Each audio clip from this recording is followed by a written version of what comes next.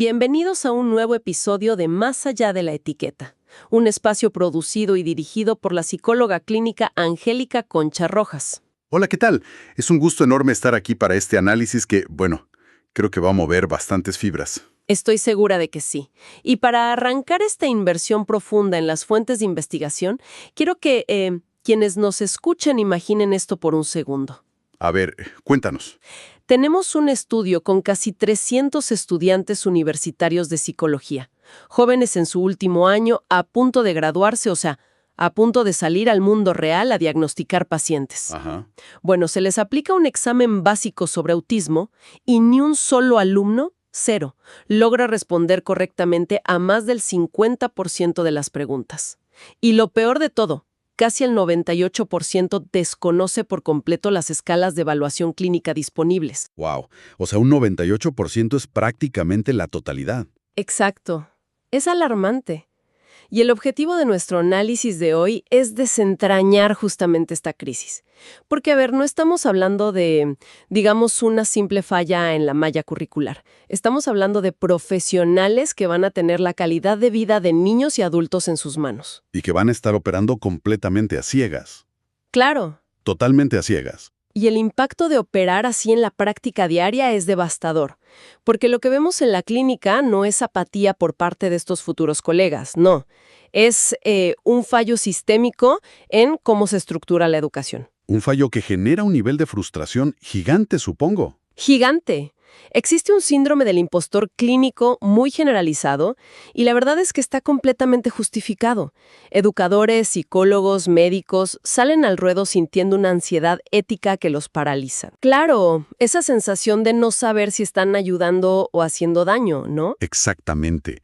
Saben que su formación, que está basada casi exclusivamente en memorizar los criterios súper rígidos del DSM-5, pues no se traduce en herramientas reales. No les sirve para comprender a la persona neurodivergente de carne y hueso que tienen sentada enfrente. Es que aprenderse una lista de síntomas de un manual, o sea, como si fuera una receta, no es entender cómo funciona una neurología distinta. Se prioriza esta teoría súper abstracta por encima de la realidad humana. Sí. Y el resultado directo de esta educación estancada es un fenómeno clínico peligrosísimo que vimos en las fuentes, el famoso eclipseamiento diagnóstico. Uy, sí, el diagnosis overshadowing. Ese concepto me dejó impactada.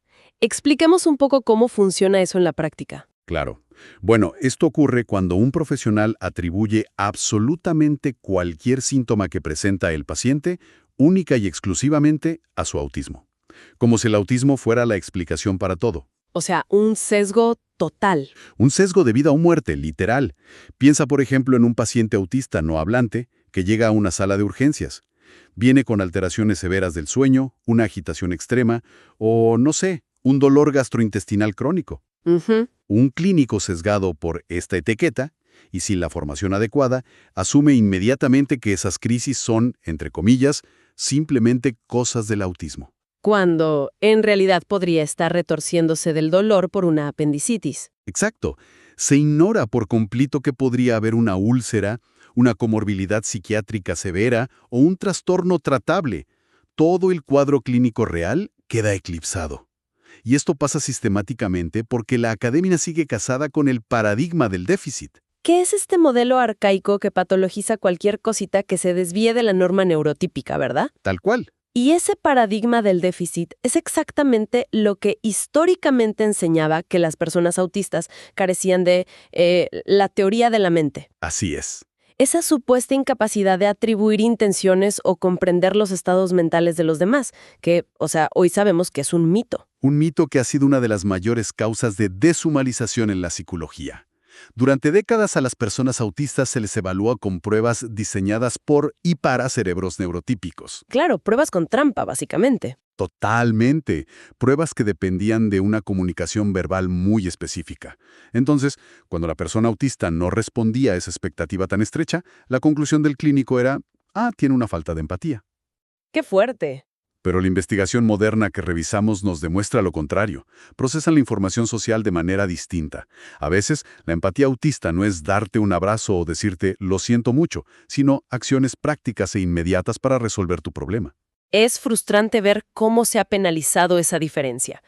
Yo le daba vueltas a una analogía al leer esto. Es como si en la universidad los estudiantes pasaran 5 años aprendiendo minuciosamente a reparar motores de automóviles. Ujú, buenísima analogía. ¿Verdad? Se saben cada pieza del motor. Pero el primer día que abren su consultorio, en lugar de un auto, entra un velero. Y claro, ¿no saben qué hacer con él? Exacto. Y en lugar de aprender aerodinámica o entender cómo usar el viento, el profesional anota en su expediente clínico que el velero está defectuoso porque le falta un motor. Es que esa es la metáfora perfecta de la práctica clínica tradicional. Si tratas de forzar un motor donde claramente hay velas, inevitablemente vas a romper la embarcación. Y por eso los profesionales de hoy buscan desesperadamente abandonar ese modelo. Quieren herramientas reales. Quieren saber cómo hacer la transición hacia este famoso paradigma neuroafirmativo. Exacto. Y ese giro empieza por descartar de raíz la idea lineal del autismo.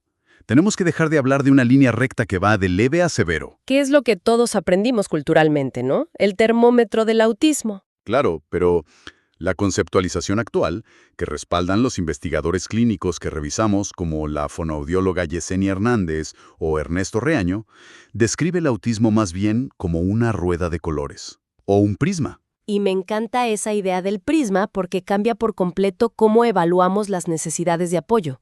O sea, en esa rueda de colores, las características fluctúan dependiendo del entorno. Dependen muchísimo del entorno, sí. No existen personas levemente autistas. Lo que hay son personas que, cuando están en un lugar regulado, predecible, seguro, pues requieren menos apoyo. Lógico. Pero si agarras a esa misma persona y la metes en un entorno hostil, no sé, con luces fluorescentes parpadeando, un ruido espantoso, sus necesidades de apoyo se van a disparar al techo de inmediato. No es un error de hardware que haya que llevar al taller a reparar. Es un sistema operativo diferente que interactúa de otra forma con el ambiente. Pero a ver, espérate, quiero hacer una pausa aquí. Quiero hacer un poco de abogado del diablo, porque esta es una duda real que surge muchísimo, entre los colegas y en la comunidad médica.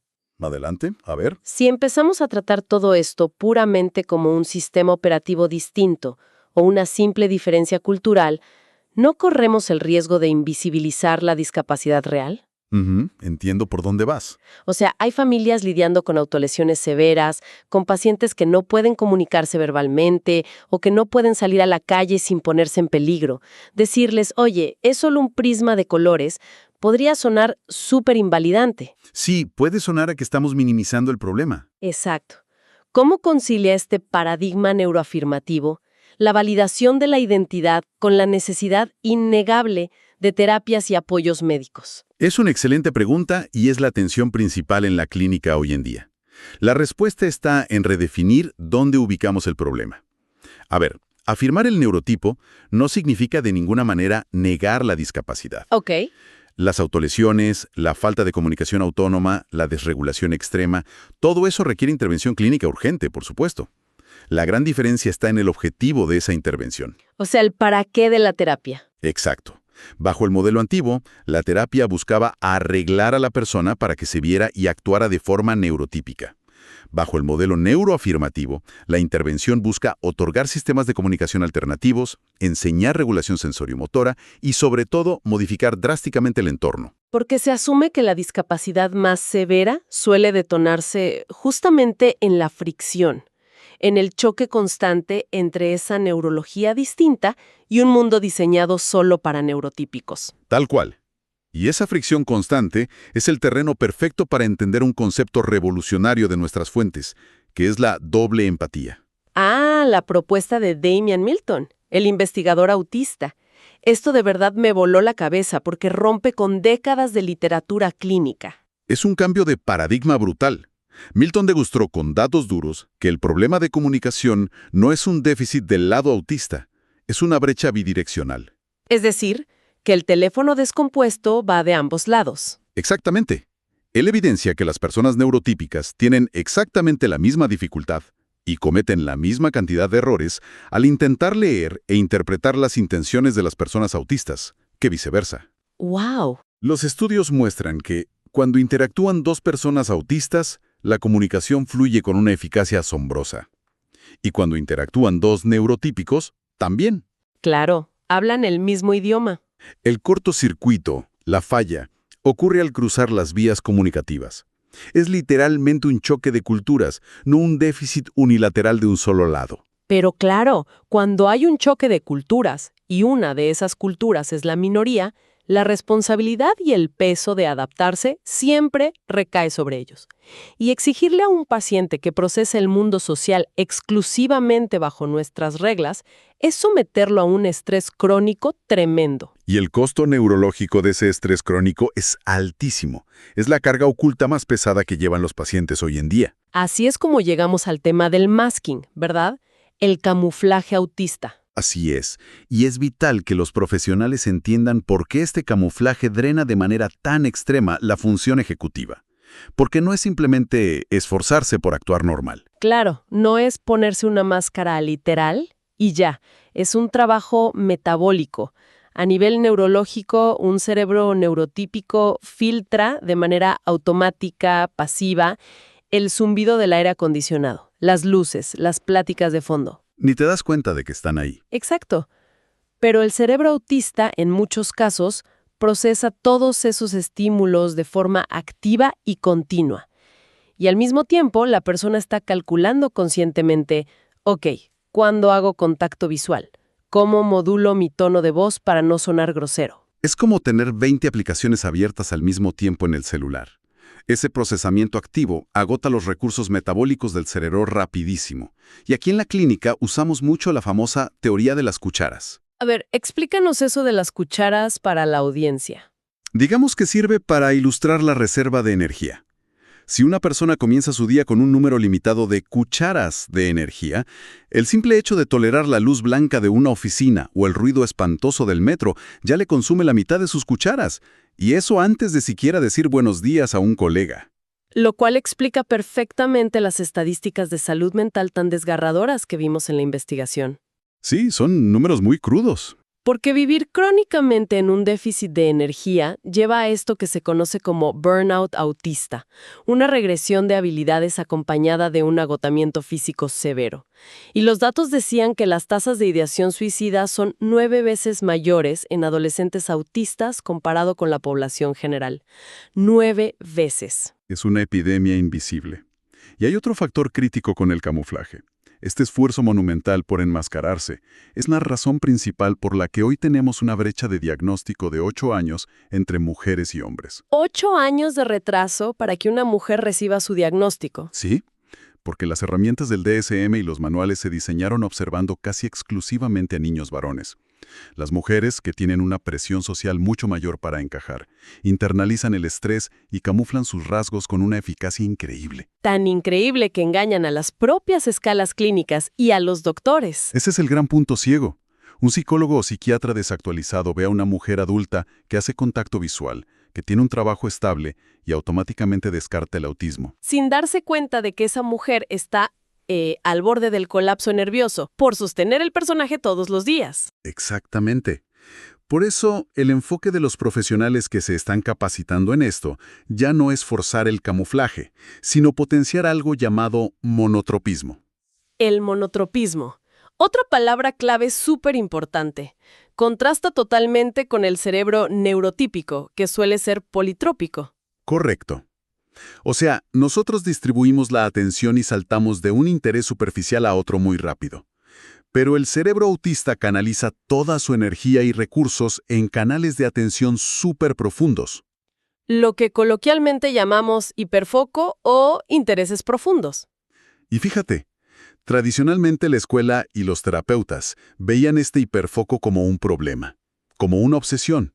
Una conducta que había que apagar o extinguir para poder cumplir con, no sé, la malla curricular estandarizada del ministerio. Claro, pero el enfoque neuroafirmativo le da la vuelta a eso. Lo utiliza como el principal motor de desarrollo. Y las fuentes nos dan un ejemplo fascinante de unos estudiantes de ingeniería matemática en la universidad. Ah, sí, el caso de los estudiantes. Buenísimo. Estos chicos lograron graduarse con honores y tener éxito laboral.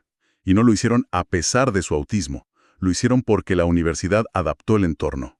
Validaron su hiperfoco absoluto en la física y los números y eliminaron exigencias extracurriculares que solo servían para drenar su energía. O sea, les quitaron las materias de relleno que les exigían socializar o hacer cosas que no sumaban a su interés principal. Exacto.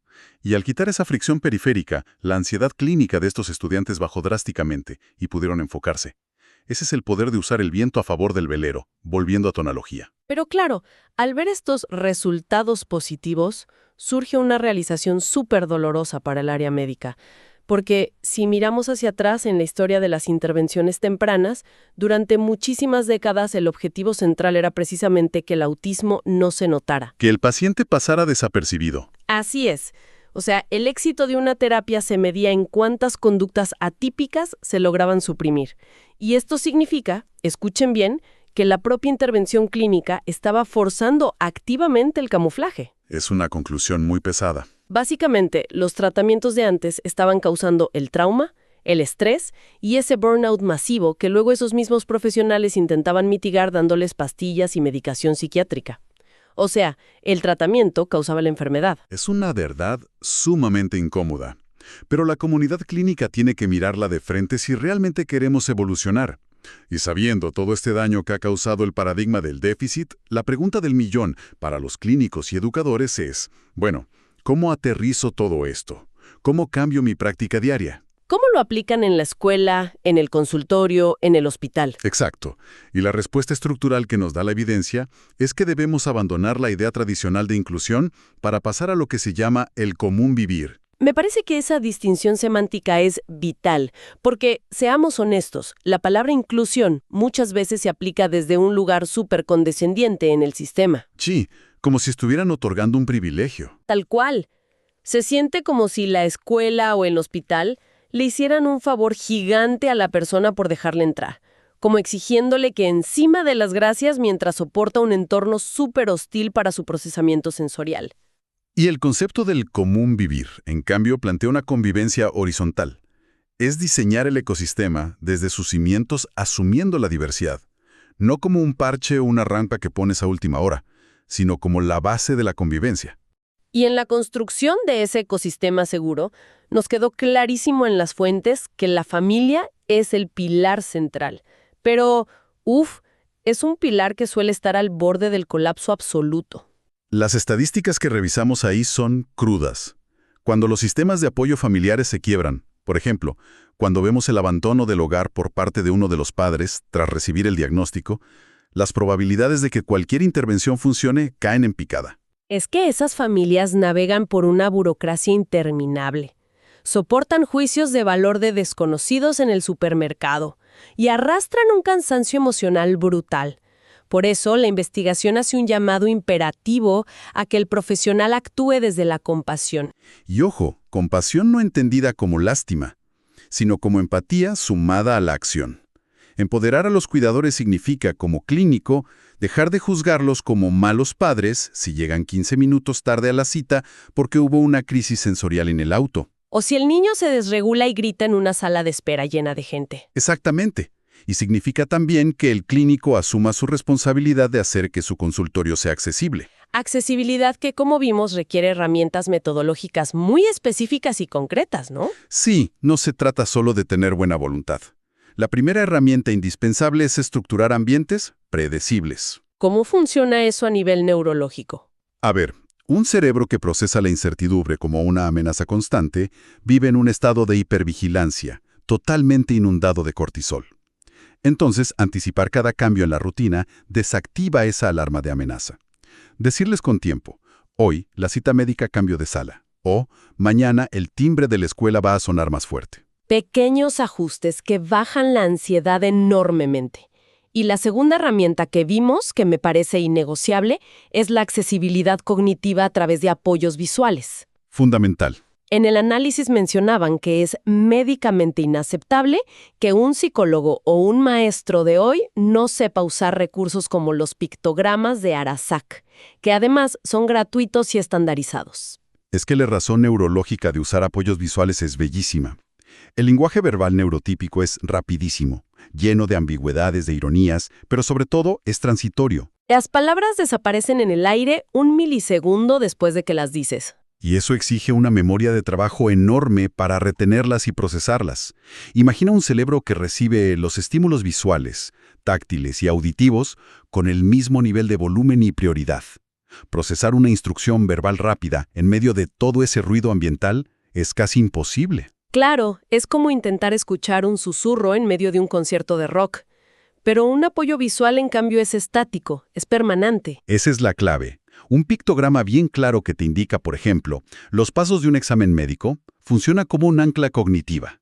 Reduce la carga ejecutiva porque la información no se esfuma, se queda ahí, disponible para que la persona la procese a su propio ritmo. Lo cual expone una de las contradicciones más grandes y frustrantes de nuestro sistema. A ver, ¿cuál? Que, por un lado, la medicina y la educación le exigen constantemente a la persona autista que sea flexible. Le piden, tolera este ruido, aguanta esta luz, adáptate a este cambio de horario, sorpresa. Sí.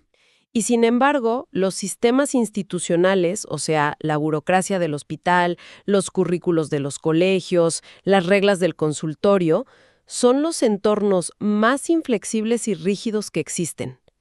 Le exigimos maleabilidad a un cerebro que requiere estructura absoluta, mientras que el sistema que inventamos nosotros se niega a ceder un solo milímetro. Y esa es la raíz profunda del problema con el que empezamos este análisis.